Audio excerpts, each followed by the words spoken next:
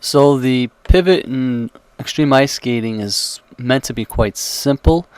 It is a very basic move. It is an element, and you can see here that the move is actually only 2 steps, although I'm adding more complexity to the actual element.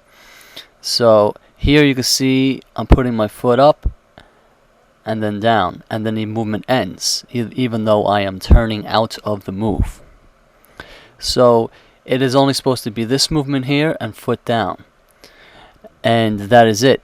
Now you can do the movement forward and backward, and here, because the movement is so simple, I'm actually turning out of it without thinking about it, so the movement would end right there, and then here I'm just simply turning out of the move. So you could do this forward and backward, and that is basically about it. And you could add complexity later on with transfers. You can see I'm transferring or shifting my weight. So the shift happens right there. In addition to the pivot, in regards to just the foot, you can see I'm lifting my foot up. The actual technicality of this element can be compared to figure skating's Mohawk. Although, see that foot right there? It's not as pronounced as one would see it in the Mohawk and figure skating. However, the movement is supposed to be simple and just that, to the point. It is supposed to be a move where you can teach the skater to pivot from one direction to the other, and that is simply all that this move is meant to do, to teach the skater to go from a forward position to a backward, or a backward position to a forward position. And you can see here I'm trying to explain further on how the foot is supposed to pivot on this trick.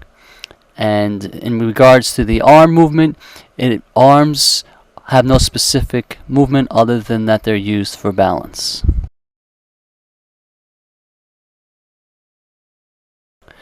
So this movement here is called a shift, or in other words a transfer. They're both names, and the reason why I chose both names for this trick is because shift is the inherent name of the trick, but a transfer, I chose this name as well because transfer actually implies what this is. And what you're doing is you're transferring, as you see right there, you're transferring your weight from one edge to another.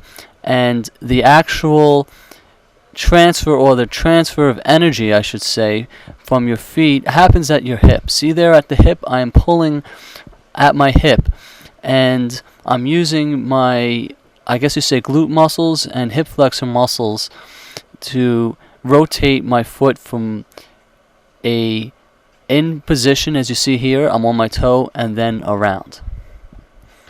And in regards to arms, you can see I'm using my arms for the actual transfer movement. I'm using them as a rotation to rotate my hips and my feet from a back to forward, or forward to backwards position. And in this scene here, you can see how I am transferring from forward to backward quickly, although this is slow motion. But in any regard, you would practice this doing it slow and then get quicker as you get better. And sometimes you can see or feel that when you're doing it too quick, that the transfer doesn't come out correctly. Your feet might spread apart like there a little bit too much, and that is a mistake. In any regard, make sure that you're looking forward. You can see my head's forward and I'm looking in the direction to which I want to travel. And your eyes and your shoulders remain level. And finally, in this last movement, I am doing a pivot into a shift, or a pivot into a transfer, as one might say. So there's the pivot, and here's the shift. And it's quite simple. You could do this going forward into backward, or backwards into forward.